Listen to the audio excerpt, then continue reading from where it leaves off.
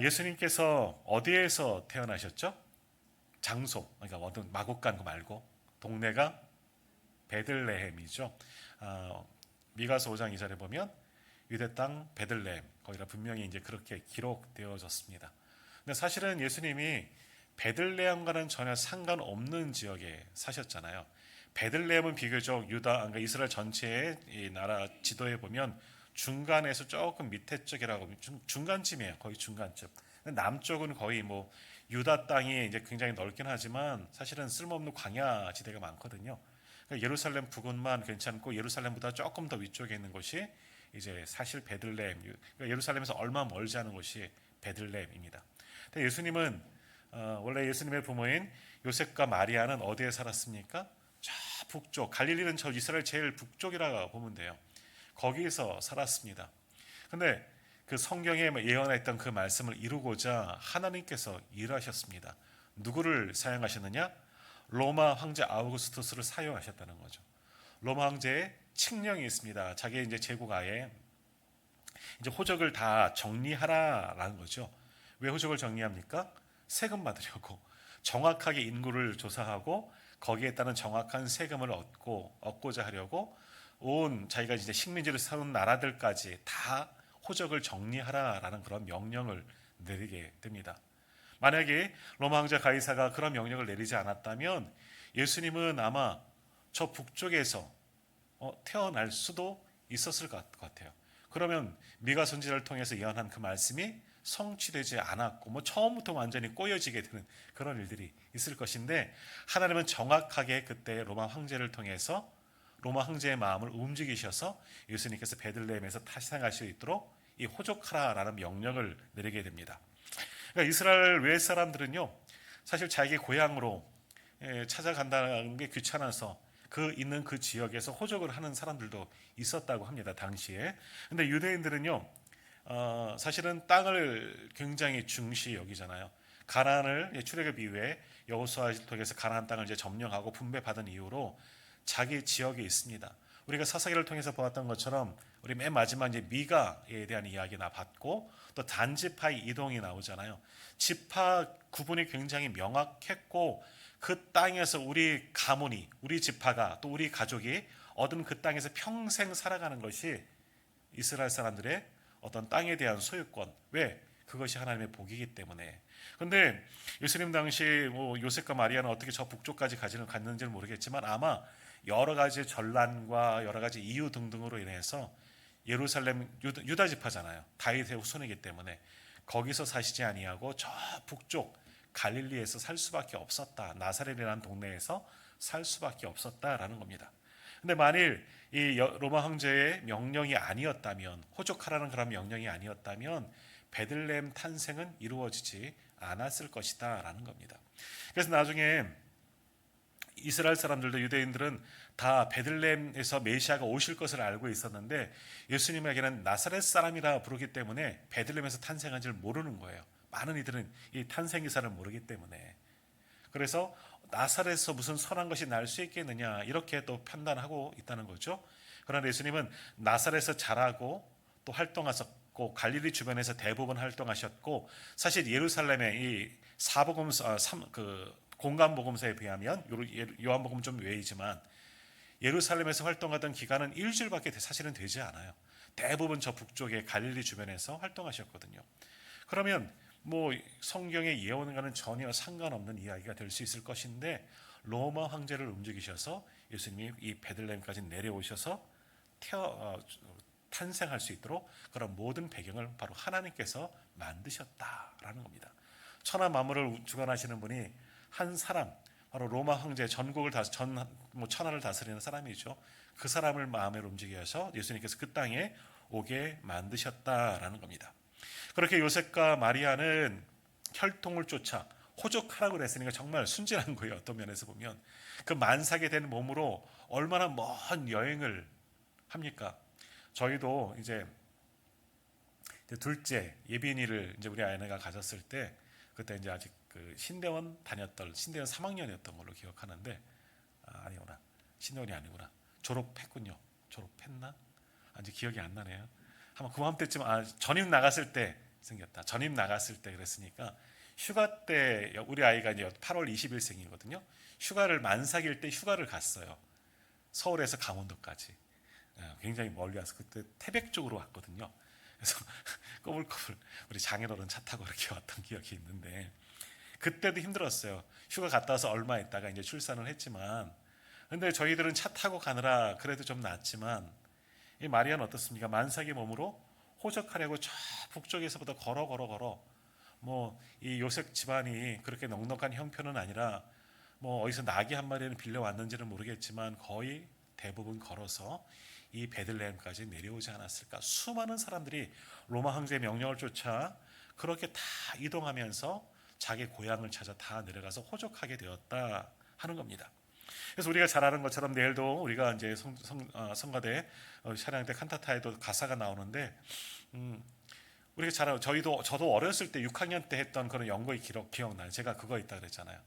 5학년 때인가 6학년 때인가 여관 주인 없어 빈방은 우리 집에 하나도 없어요. 이게 제 대사였어요. 짧은 데서 노래 얼마나 많이 연습했는데 틀렸어요. 막 그런 거 했는데 그거예요. 우리가 기억이 그거잖아요. 어렸을 때 연극을 해도 그렇게 기억하거든요. 방이 없어요. 왜 없냐 하면 많은 사람들이 호적하러 동시에 이동하다 보니까 지금도 아마 강릉 지역에 방 많이 없을 것 같아요. 여행객들이 얼마나 많이 왔을까. 또 이 성탄절날 여기 얼마나 많이 놀러 왔을까 그런 생각들을 해봅니다. 똑같은 상황인 거죠. 그때도 호적하러 베들레헴에 갔더니 방이 없다는 거죠. 근데 사실은 우리가 말이 좋아 뭐 여관이고 뭐 그렇게 생각하지만 예수님께서 그 묵었던 그 숙소는요. 사실 우리가 생각하는 그런 어떤 따뜻한 방이 있고 그러니까 옛날 여관방이라고 해도 여인숙 같은 그 정도도 아니라는 거예요. 학자들은 그냥 당시 그들이 여행객들이 묵었던 숙소는 우리 옛날 뭐 그 주막 이 정도도 아니었다는 거죠. 주막은 그래도 방이 있고 지붕이 있고 뭐 군불 뗀다 그러잖아요. 그래서 나무 장작 떼어서 방이라도 따뜻하게 하고 국밥이라도 먹는 그리고 뭐 혼자 자는 것도 아니라 많은 사람들이 함께 섞여 살고 있는 그 정도 우리 주막 정도 생각하는데 그 정도도 못 되고요. 사실은 뭐 그 이스라엘도 춥습니다. 지금 되게 추운 날인데 가벽 같은 거 쳐 있고 그냥 지붕만 얹어 놓는 것. 뭐 외양간에서 예수님께서 태어나셨다고 그러지만 마국간에서 마국간이나 여간방이랑 거의 비슷하다는 거예요. 거의 다 이동하고 임시로 만든 처소이기 때문에 요즘으로 말하면 뭐 카라반 뭐 이런 거라고 볼 수 있어요. 근데 요즘 카라반 뭐 이런 것은 좋죠. 뭐 이제 캠핑하는 사람들 그런 거 얼마나 많이 이용합니까? 당시에는요 그 정도도 아니고 그냥 바람만 피하고 이슬만 피하면 되는 거예요. 그 정도가 당시에 이제 여간방이었다 하는 겁니다.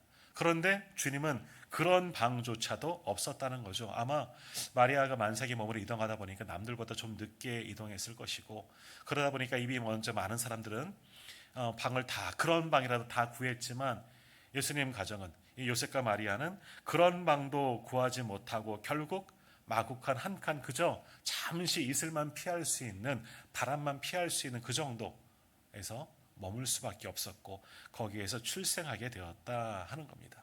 그렇게 예수님께서 우리 가운데 오셨습니다. 참 왕의 모습과는 우리가 지난주 동방박사들이 또 묵상해 봤지만 동방박사들이 왕의 별을 보고 헤롯 궁으로 찾아가잖아요. 왕이 태어났느냐. 우리는 그렇게 왕이 오셨다 그렇게 생각하겠지만 가장 낮고 천한 모습으로 주님은 이 땅 가운데 오셨다라는 겁니다. 그리고 오늘 말씀에 보면 예수님의 그 탄생하셨을 때 가장 먼저 찾아간 사람이 누구냐? 오늘 보면 나오면 들에 있던 목자들이었다라는 겁니다.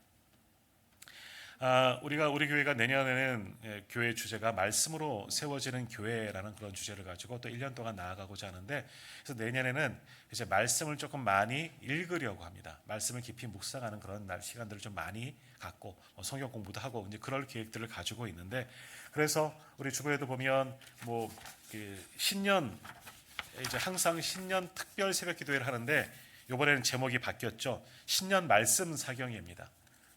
통독 사경입니다. 그래서 말씀을 읽으려고 그렇게 계획을 가지고 있는데 그때 좀 말씀을 드릴까 생각을 하지만 그 마태, 마가, 누가복음에는요 서로 똑같은 복음서이지만 예수님의 모든 행적을 이 공간 복음이면서도 갈릴리에서 예루살렘으로 십자가까지 가는 그런 구조임에도 불구하고 누가복음은 조금 특별한 부분들이 있습니다. 물론 마태, 마가, 누가 거기에 따른 모든 관점이 다 똑같은 것은 아니고요.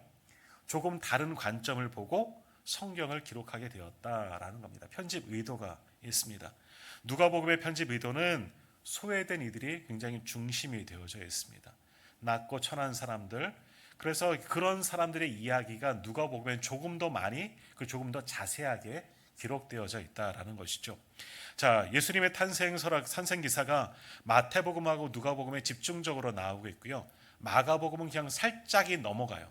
요한복음은 빠르게 시작하잖아요. 말씀이 육신이 되어 뭐 이렇게 태초에 말씀이 있느니라 뭐 하면서 시작되잖아요. 조금 다른 게 요한복음이라면 예수님의 탄생 기사는 마태복음과 누가복음에 있지만 마태복음과 누가복음의 예수님의 탄생에는 전혀 다릅니다. 물론 태어나신 거 베들레헴, 뭐 마구간 그걸 유추해 볼 수는 있지만 내용이 틀립니다.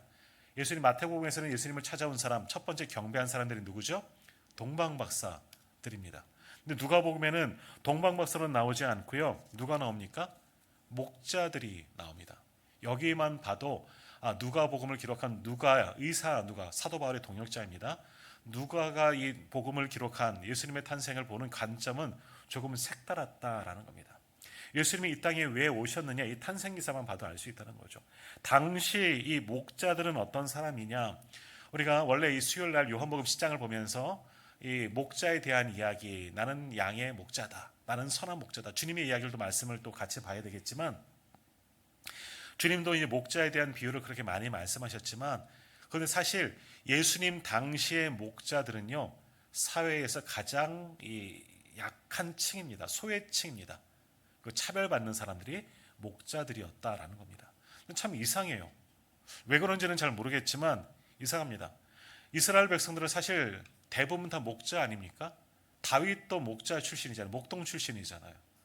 가장 존경하는 다윗도 목동 출신이었고 모세도 애굽의 왕자로 또 양자로 들어가 있다 쫓겨나서 뭐 했습니까? 미디안 광야에서 목동이었어요. 80세가 될 때까지 외로운 목동으로 지냈던 사람이 모세였다는 거죠. 아브라함도 이삭도 야곱도 주업이 뭐예요? 양치는 겁니다. 목축업이에요.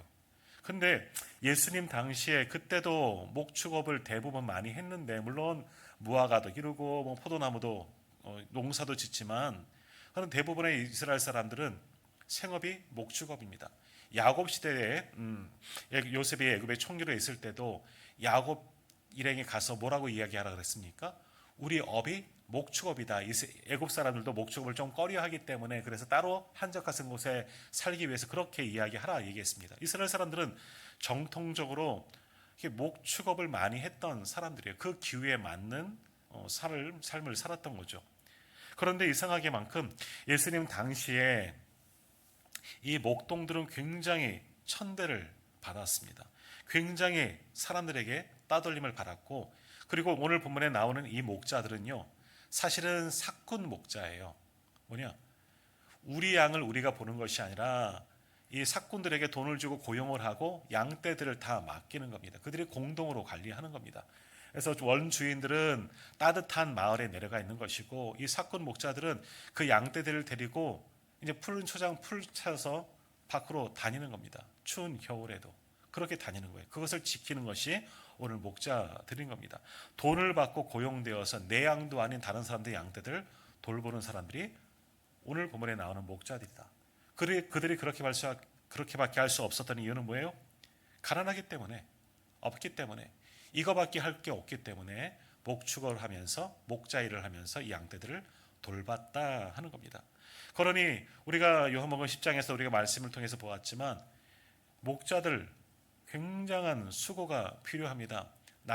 이스라엘 날씨도 춥습니다. 낮에는 좀 괜찮아도 밤이면 영하권으로 떨어지는 그 밤에 안에 들어가서 쉴 수가 없어요. 텐트 치고 숨을 저기서 잘 수가 없는 거죠. 나는 양의 문이다 말씀하셨던 거죠. 주님처럼 그들도 양떼들과 자기가 관리하고 있는 양떼들과 그냥 노숙하는 겁니다. 별 보면서 그렇게 해야 되기 때문에 그렇게 내가 고용되었기 때문에 그렇게 살아가는 사람들이 오늘 본문에 나오는 그 목자들이다라는 겁니다. 그러면 그 양떼들은 또 어떤 양떼들인가?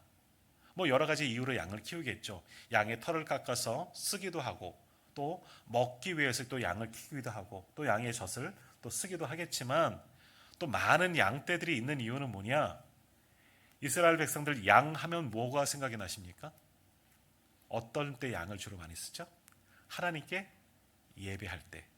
그러니까 여기 이 목자들이 대부분 돌보는 양떼들은요, 양도 있고 영소도 같이 섞여 있는데, 이거는 뭐 개인적으로 뭐 사용할 수도 있겠지만 하나님께 제사하기 위해서 그 양떼들을 또 돌보는 그런 양떼들도 있는 거예요.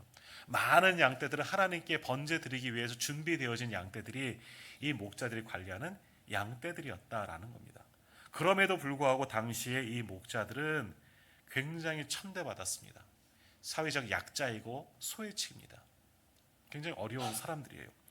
탈무드의 기록에 보면요, 목자들은 요즘 이제 법정 이야기 많이 나오는데, 법정에서 증인도 세우지 말라는 거예요. 목자들이 이 변론하는 것, 증언하는 것은 들을 필요가 없다라고 탈무드 어느 부분에 그렇게 나온다고 이야기합니다. 그리고 어떤 랍비의 글에는요, 이방인이나 목자들은 어려움에 빠져도 도와주지 말라. 그만큼 천대받았던 사람들이 오늘 성경에 등장하고 있는 이 목자들이다라는 겁니다. 그냥 우리가 생각하는 그냥 목자, 일반 사람들, 밤에 양떼들 치다가 내 양떼 돌보다가 야, 그렇게 많은 양떼들이 있으면 부자 아닐까? 아니요, 전혀 상관없는 사람들이에요. 굉장히 사회적 약자이고 천대받고 소외받았던 따돌림 당하는 사람들이 당시의 목자입니다. 남들은 편안하게 다 이 사람들에게 맡기고 평안하게 이 겨울밤 자고 있지만 이 사람들은 밤에 양떼를 칠 수밖에 없는 겁니다. 그런 상황인 거예요. 자, 그런데 그곳에 누가 찾아왔습니까? 천군 천사가 찾아와서 예수님의 탄생 소식을 그들에게 전했다는 겁니다. 누가복음을 기록한 의사 누가가 이러한 이야기들을 기록하는 것은 예수님이 오신 목적이 분명해지는 거죠. 어떤 의도가 있습니까?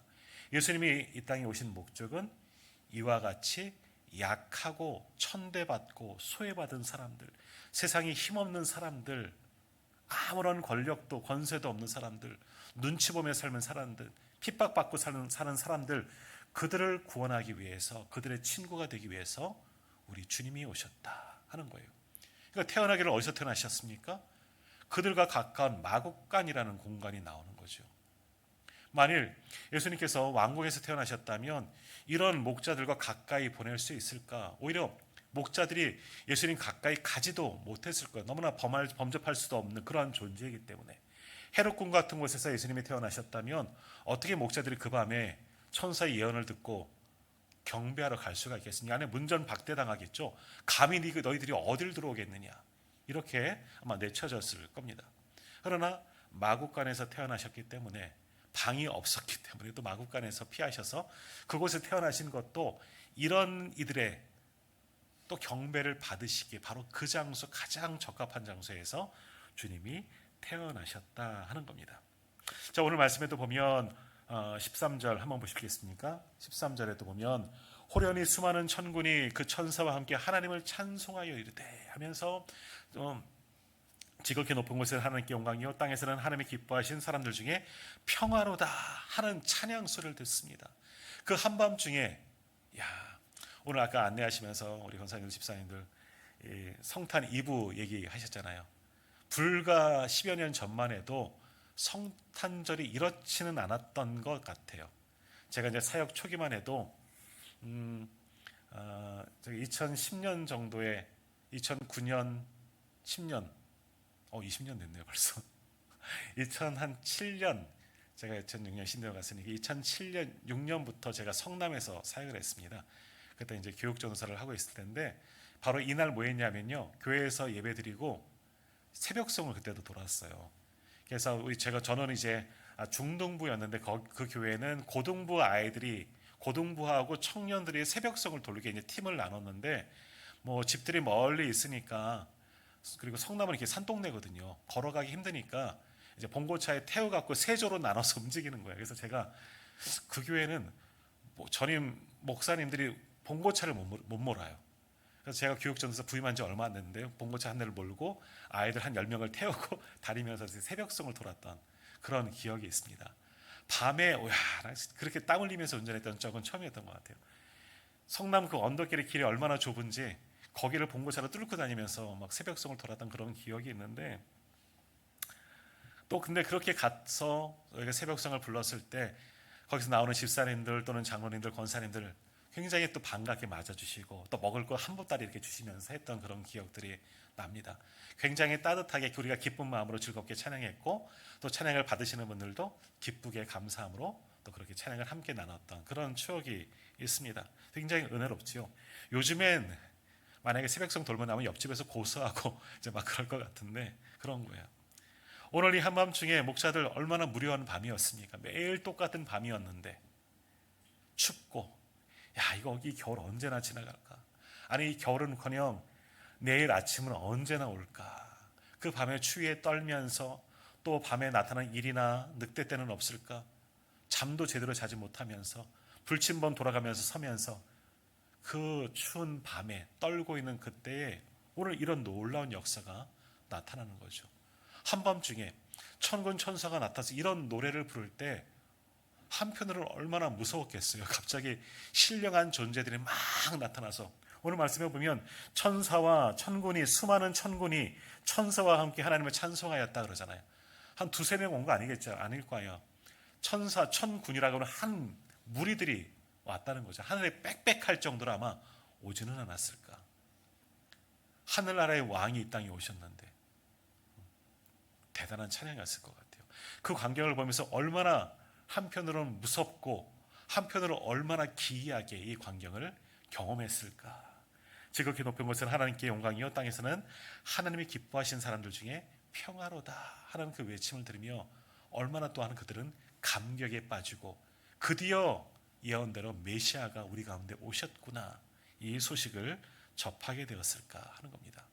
한밤중에 이 놀라운 찬양을 듣고 그들은 너무 기뻐하고 또 천사들이 예언한 대로 그들은 찾아갑니다. 오늘 말씀 한번 보시겠습니까? 10절과 10절에서 12절 한번 보시죠. 10절에서 12절. 천사가 이르되 무서워하지 말라. 보라, 내가 온 백성에게 미칠 큰 기쁨의 좋은 소식을 너에게 전하노라. 오늘 다윗의 동네에 너희를 위하여 구주가 나셨으니 곧 그리스도 주시니라. 너희가 가서 강보에 쌓여 구유에 누워 있는 아기를 보리니 이것이 너에게 표적이니라 하더니, 천사가 아뢰는 거죠. 무서워하지 말라는 겁니다. 두려워하지 말라. 왜? 내가 오는 이유는, 우리 천군 천사가 이곳에 온 이유는 뭐냐? 큰 기쁨의 좋은 소식을 가지고 왔다. 복음을 가지고 왔다는 거죠. 그 복음이 뭐냐?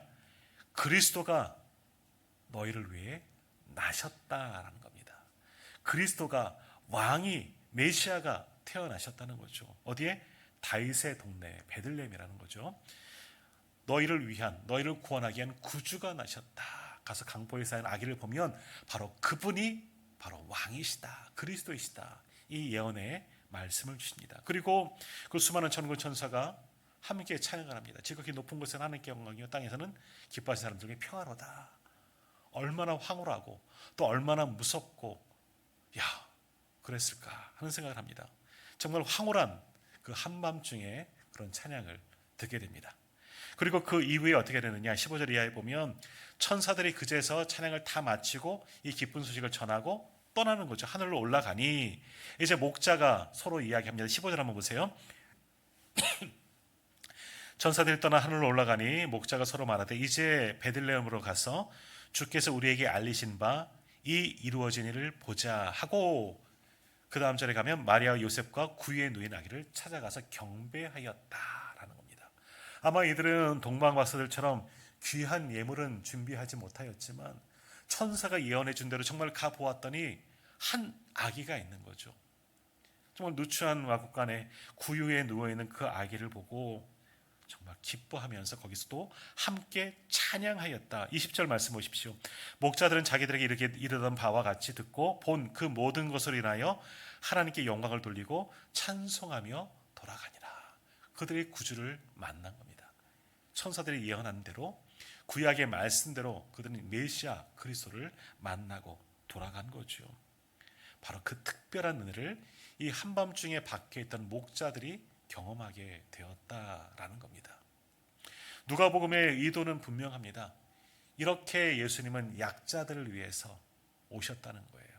천대받고 소외받는 그런 권세 없는 자들을 위해서 그들을 구원하고자 그들에게 오셨다라는 겁니다.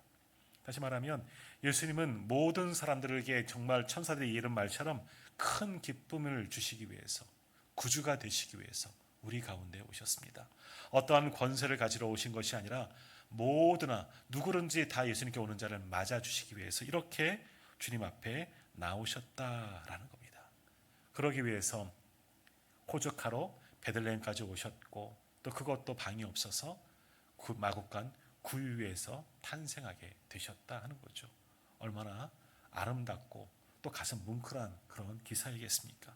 어떤 왕이, 어떤 구주가 이런 탄생을 가지면서 태어났겠습니까? 오직 예수님만이 이렇게 오셔서 가장 낮고 천한 모습으로 태어나셔서 우리의 친구가 되어주고 우리를 구원하기 위해서, 그리고 임마누엘 하나님, 그 마태복음에 나오지만 그 말씀을 이루기 위해서 우리 가운데 오신 분이 바로 우리 가운데 오신 예수 그리스도이신 줄 믿습니다. 주님이 오셨기 때문에 오늘 우리가 이렇게 구원을 얻게 된 거죠.